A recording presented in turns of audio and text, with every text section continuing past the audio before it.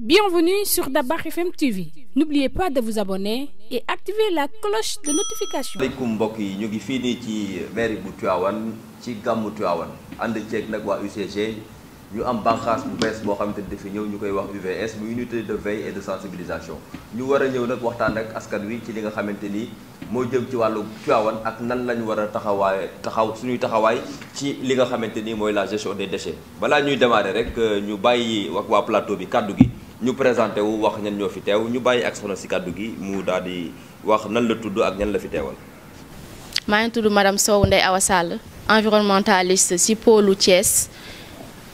di assister coordonnateur régional bi ci activité ci intervention UCG ci biir région bi. ñu ngi nuyu ñëpp man maa ngi tudd Abdoulaye Mboup nekk conseiller municipal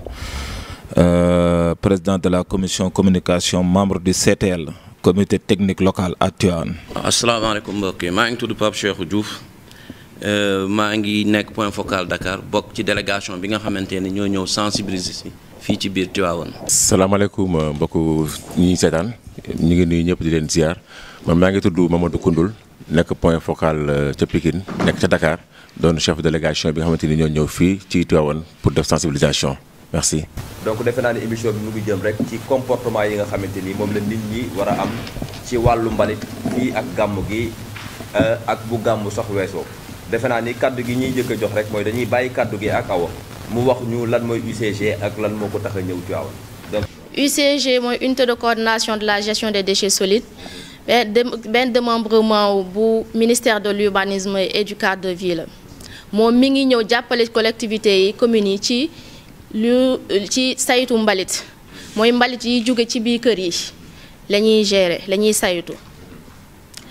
ci biir ci région yi yëpp am na équipe yu ñu fa teg équipe yi day accompagner communes yi fa nekk yëpp ci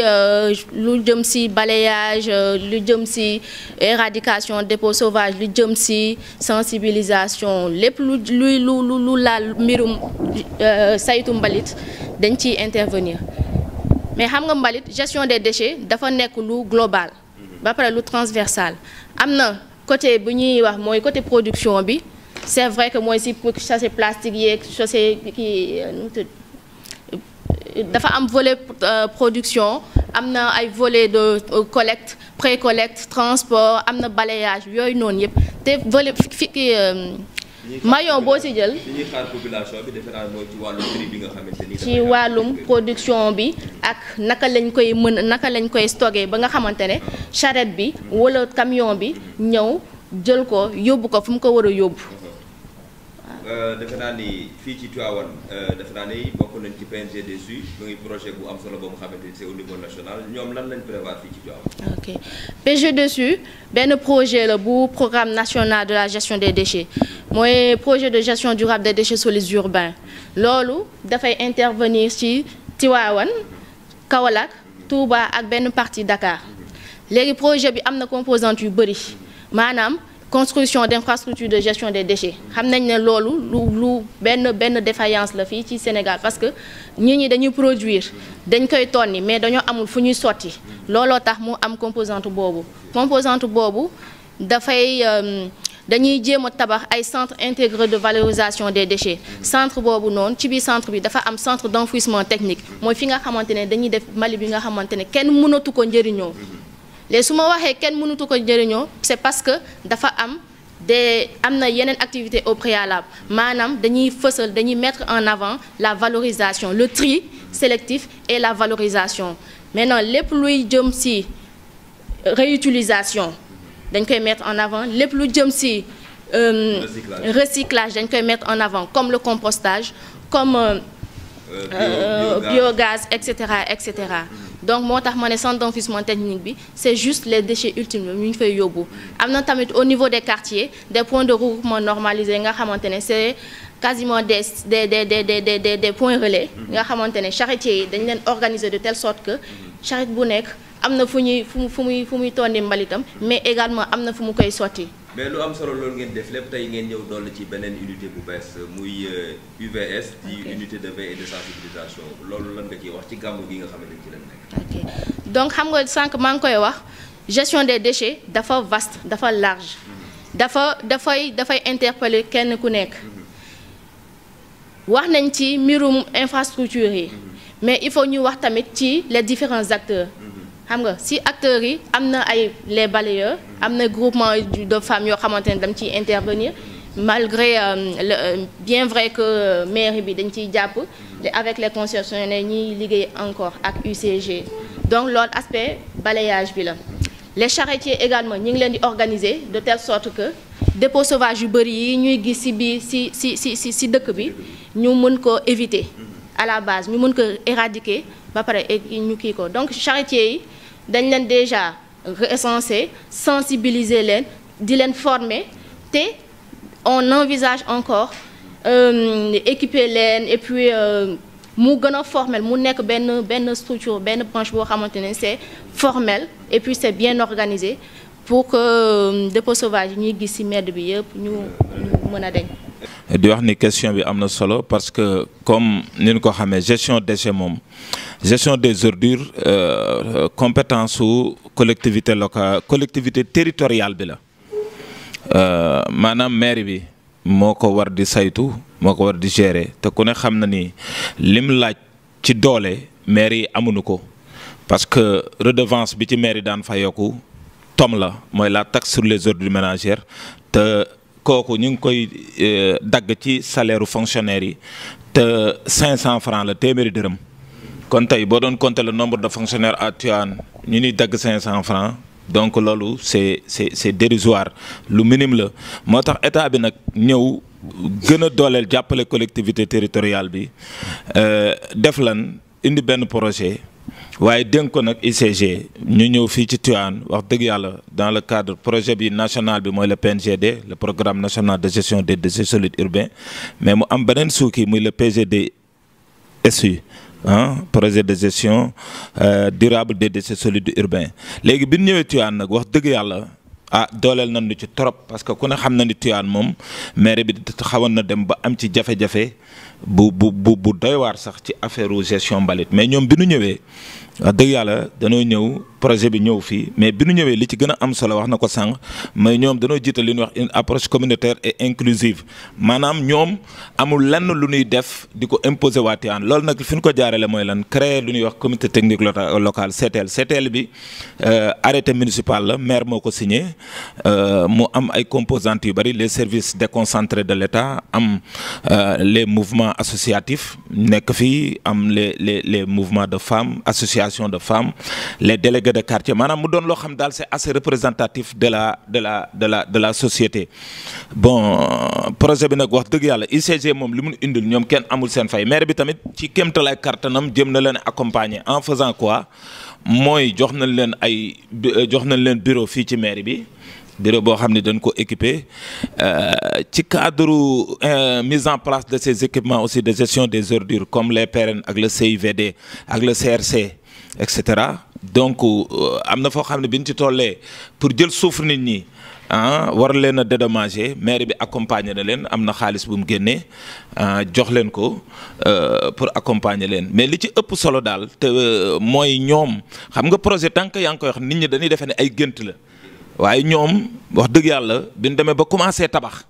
4 PRN Tivaouane mooy ni nga ko tuddee sànq barabu turukaay mbalit yu jaar yoon yi am na fi 4 Tivaouane ak CIVD bi te loolu tey mën nanoo yóbbu nit ñi ñu gisal ko seen bopp li ñuy wax projet démonstratif kon ñoom loolu noonu def muy doon lu am solo mais ñoom yamuñu ci loolu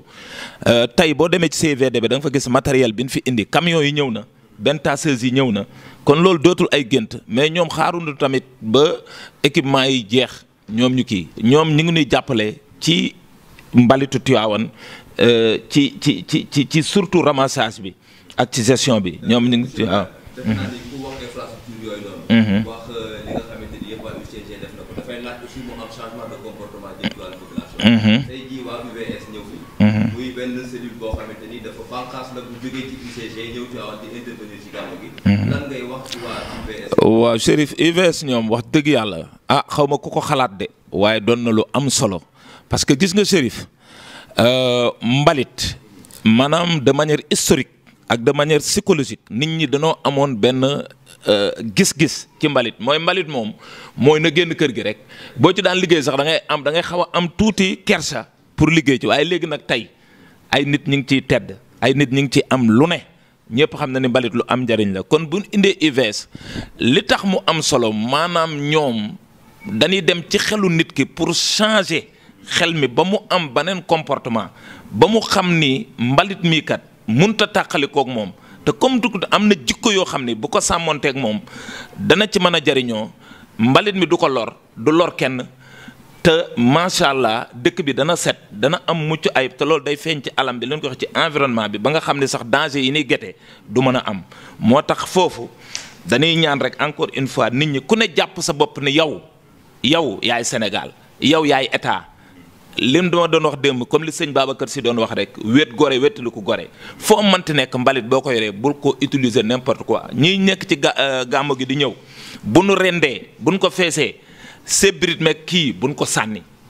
bu nu mënee gas nan ko gas ñu suul ko te loolu moo gën parce que am na des yoo xam ne moom kenn mënu koo denc xam nga li ci desitu lekk yi nan ut ay sachet ñu def ko ci dajale ko def ko ci ay jar na sax ay saaku takk ko yóbbu ko fi camion bi jaar mu jël ko ñi fiy ñëw tamit di utiliser ay sachet plastique ay bouteille plastique ndox canette buñ ko sànni nan ko denc ba mu mucc ay ba état bi li muy wax programme zéro déchet bu gàmmu gi pare Tivaouane am programme zéro déchet. kàddu gu leer la macha allah di nga wax ci ñi kenn mënu ci des donc ñaax na askan wi ci mbalit mi ñu bañ di ko sànni parce que gestion des déchets lañ wax bu ñu waxee gestion des déchets waxul ñu sànni mbalit mais nan ko ñoŋal parce que koom-koom la boo xamante ni mën na jël si. ci sama càmmoñ maa ngi jàkkaarloo ki nga xamante ni mooy Pape Cheikh ma bàyyi la rek nga wax ci voilà UVS lan mooy seen yitte ci Tivaouane ak ban objectif la ñu am ci sensibilisation bi ñëw di def. jërëjëf monsieur Dieye donc voilà may ñëw ci loolu dinaa wax aussi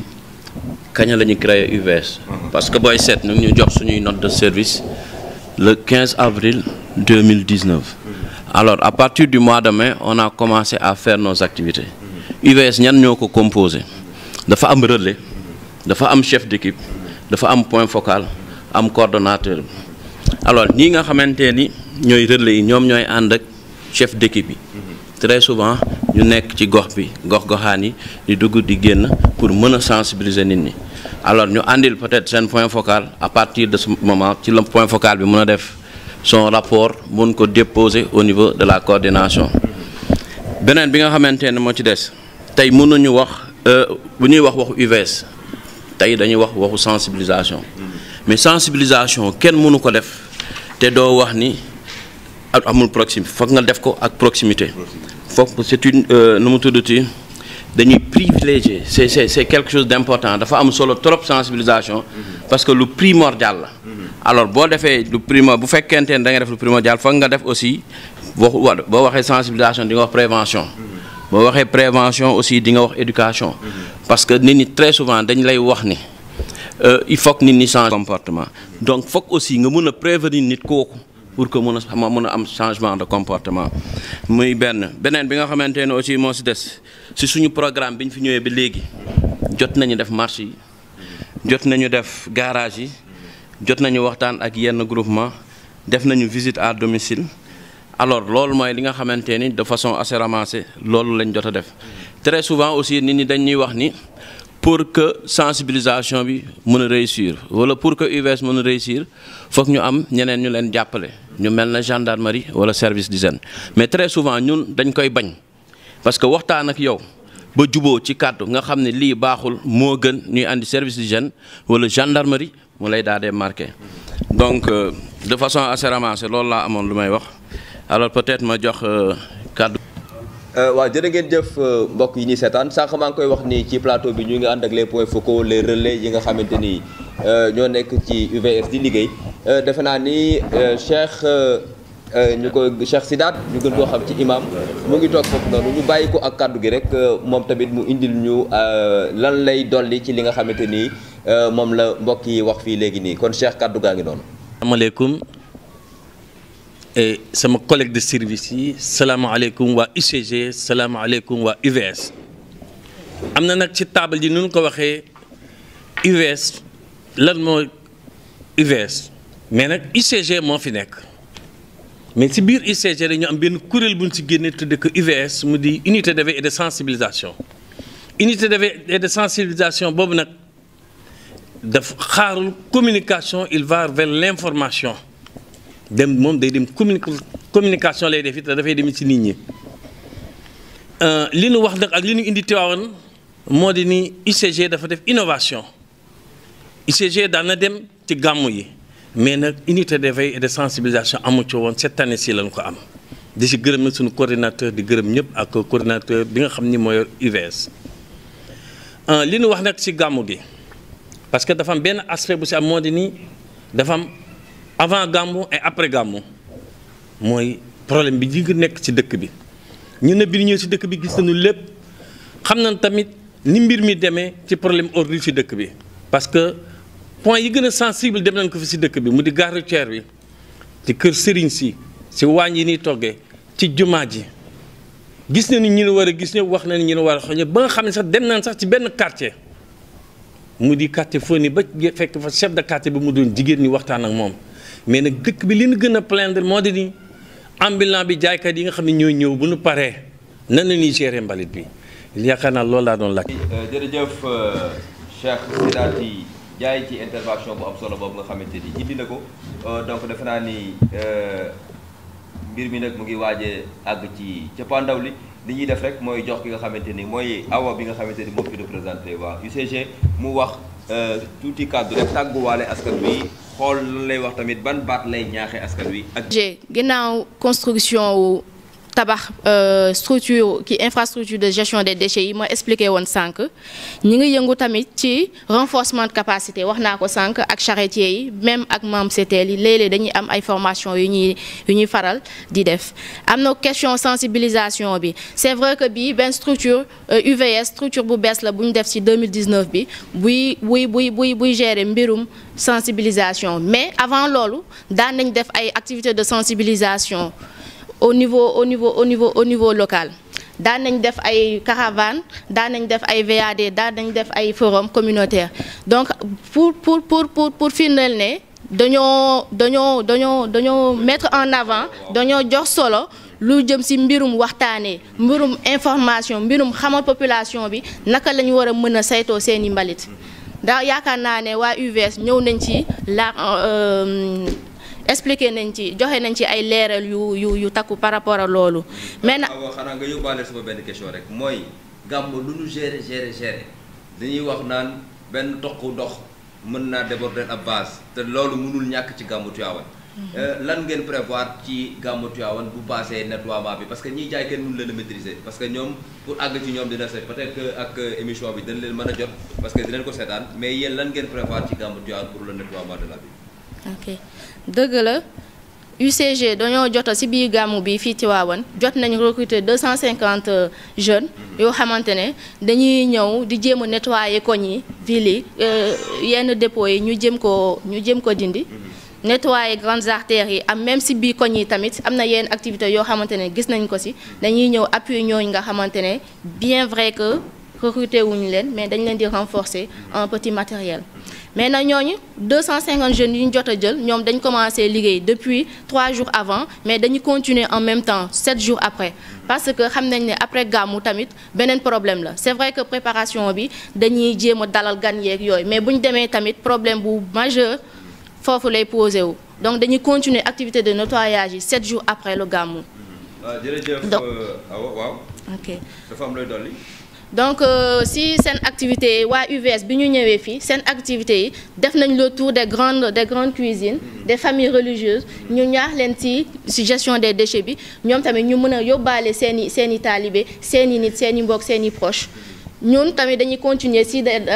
zone de forte production yi mooy marché yi mooy garage yi mooy fi nga xamante ne nit ñi dañ fay gën a bëri jéem a waxtaan ak ñoom naka la ñu war a mën a saytoo seen i mbalit c'est vrai que ñoom évacuation bi ça va se poser mais ñoom nañ fexe rek ba am nuñ ko mën a stocker nuñ ko mën a dencee nga xamante ne camion bi bu ñëwee du am problème nga xamante ne day ñëw rek tonni rek après mu dem. jërëjëf Awa kàddu gi leer na bu baax a baax madame Sow defe naa ne ban message nga am rek pour lancer bu jigéen ñi ñu terminer ak loolu. ok sama mbokk jigéen yi yow yaa ngi wax sama mbokk jigéen yi waaye góor ñi tamit ci lañ di parce que képp ku fi nekk da ngay produire mbalit comprendre dafa fekk rek xanaa jigéen yi ñooy setal xanaa moo tax ñu fësal leen mais góor ñi tamit dañuy produire mooy borom kër yi tamit ñoom tamit dañu war a même bu ndaw si xaw a kii sax yow tamit da ngay mettre l'accent bon boo jógul bale sax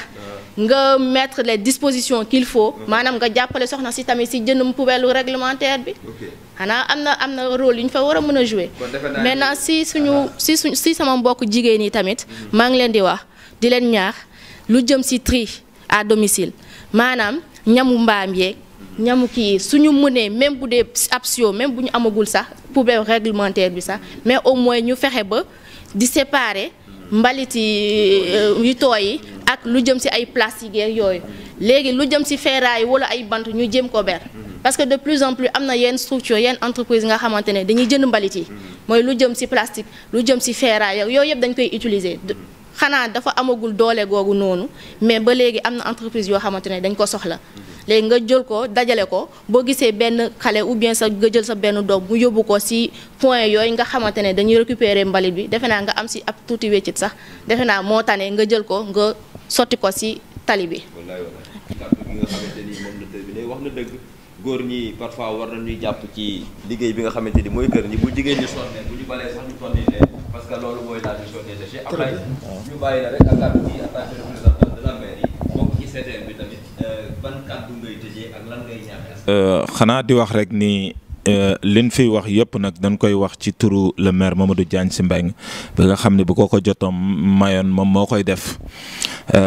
li ñuy wax daal mooy Chérif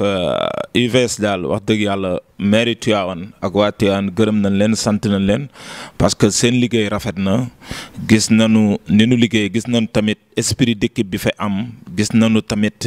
la solidarité l'entente ak la cordialité qui existe dans ce groupe te loolu dafa am solo donc ñu ngi leen ci gërëm bu baax di leen ñaanal yàlla di wax ni daal ñoom tamit effort yuñ mën a def ak luñ mën a wax ak luñ mënti def te finalité bi gisuñu ko mooy bu gàmmu gi passé buñ évaluer jàpp ni ñoom liñ wax yëpp buñ ko évaluer gis ni nit ñi amul changement de comportement bu boobaa liñ def lépp ñoom dina am découragement dina xam naa duñ décourager sax parce que affaire bi du mais seen xol dana ci xaw a jeex kon li ñuy wax surtout nag daayira yi nga xam ne ñoom ñëwaguñu parce que wax nañoo waa Tivaouane am na ko wax léegi marchand ambulant yi ku ci nekk fa nga nekk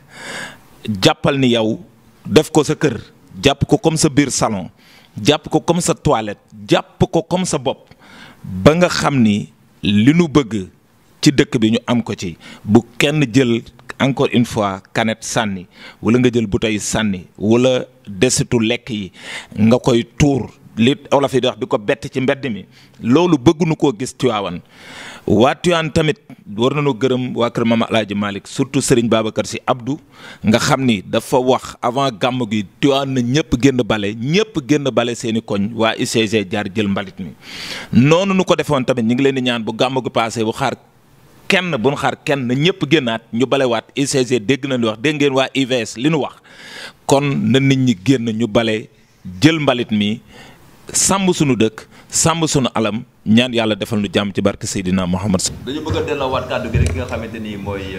Mamadou Koundoul mu waxal ñu organigramme bi nga xamante ni moom la UVS am bu paree daal di tàgguwaale tamit ñaaxaale askan wi. xam nga li ñu daan xel day fàtt xam naa ni message bi moom dama koy bàyyi ak sama naataango Pape Cheikh Diouf moom mu jotale ko askan wi waaye di wax rek ni xel day fàttu ndax UVS dafa di bànqaas bi nga xamante ne nii benn coordinateur général moom moo ko jiite. ñu taftal ci benn chargé des opérations taftal ci point focal bi nga xamante ne nii moom la ñuy yóbbu ci département yi mu ànd ak ay chef d'équipe am ñuy liggéey chef d'équipe bu nekk dina ànd ak ay relais à la sensibilisation et à l'éco-citoyenneté donc ñooñu dañuy ànd ak mais ci biir UVS am na ci benn bànqaas bu am solo nag bu ñuy wooyee marketing social mu am benn chef d'équipe marketing social bu leen di jiite ak benn agent marketing social te li ci gën a spécial mooy dafa am ci suñu biir ñi nga xamante ne ni seen kàddu day egg fu nekk maanaam dañuy yëngatu ci wàllu art ñenn ñi di yëngatu ci wàllu communication ñoom nag ñu la ñu boole dëxañ leen génnee leen ci fañ nekkoon indi leen ci biir UVS dugal leen bi marketing social boo xoolee fan yi sax biir Tivaouane bi ñuy tourné ba demee ba garage jot na fa am benn sketch boo xamante ne nii tourné nañ ko fa lépp rek ngir ñaax nit ñi ndax sénégalais animation de quartier la xam su fekkee da nga taxaw fenn nga tëgg woote ñëppay ñëw wuy si nga mën a jaarale sa message yaakaar naa dem bi ñu ko defee te garage ba gis nañ ci liggéey bi nga xamante ni mucc ayib la moo tax fu ñuy déplacé woo équipe mixte lay doon da koy wooye UVS mais day am ay relais dafay am aussi ay agent marketing social ñi nga xamante ni ñoom ñooy àndandoo di dem message bi dama koy bàyyi ak sama naataango Pape Cheikh Diouf moom mu tëj ko. jërëjëf ki nga xamante ni mooy Mamadou Koundoul ci waxtaan bu am loolu mu wax noonu wax organigramme bi nga xamante ni parce que loo structuré wul defe naa ni du dem ak ni mu ko waxee mixité boobu nga xamante ni dafay am ci seen déplacement yi dafay doon loo xamante ni njariñu askan wi rek lay doon defe naa ni dañuy bàyyi kaddu gi ak ki nga xamante ni mooy Pape Cheikh defe naa ni mission bi ngeen am mission bu difficile la parce que nit ki changer comportement am yombul mais ban message ngay lancer rek muy message phare bi nga xamante ni wax dëgg yàlla ku ko dégg rek sa yaram boo changé wul comportement sa yaram dina daw. merci Chérif message bi may lancé damay dégg ci sama mag Moustapha Ngom mu naan nañ ko jëfee nañ ko waxtaan moo ko jiitu alors donc bu ñu yàlla suturaalee jot nañu waxtaan ak nit ñi léegi dañu xëy na kay li ñuy laajte mooy ndax message bi jàll na wala jàllul mais njott nañu ne pour mu am changement de comportement il faudrait que ni ko ndaw si nekk UCG waxe il faudrait que nit ñi dimbali ñu ci tri d'abord bu ñu dimbalee ci tri ba pare parce que dem nañ ci grande cuisine yi fépp ci grande surface yi dem nañ fa grande cuisine yi dem nañ aussi ci garage yi yëpp pour pouvoir sensibiliser les gens waxtaan nañu ak ñoom njott nañu ni message bi war na jàll li ñu leen di ñaan mooy ñu fexe ak waa mairie bi ñu fexe ba kër gu nekk mën a am une poubelle réglementaire parce que c'est important au-delà de ça maintenant bu dee cantine la bu dee magasin la ñoom au moins ñu wut benn saaku dem fi nga xamante ne oto mbalit bi daf fay jaar nit ñi mën a def seen mbalit foofu mën fa teg seen mbalit camion bi mën ko jël donc ñoo ngi leen di gërëm di leen sant bu baax am mbégte nag bu dul jeex parce que biñ ñëwee Tivaouane gis nañ ni dalal ngeen ñu yëf yi neex na bari na ñaan yi am nañ ci aussi jërë ngeen jëf. macha allah Serigne Cheikh gërëm nañ la bu baax a baax di gërëm bu baax a baax waa UCG gërëm bu baax a baax waa UVS yi nga xamante ni tamit ñoo ñëwoon indi seen contribution ci gàmmu Tivaouane ñu leen di ñaanal ñu gàmmu ci jàmm salaam yàlla yombal mbir yëpp def ci poos yi dara jox ñu wér-gu-yaram gu ñu gàmmoo ci jàmm ak salaam loolu lañ leen indi loon tey jii ci émission bu mag bi nga xamante ni moom lañ doon def ci cellule communication UCG di leen gërëm di leen sant di leen jox rendez-vous prochainement asalaamaaleykum wa rahmatullah. Bienvenue sur Dabakh FM TV. N'oubliez pas de vous abonner et activer la cloche de notification.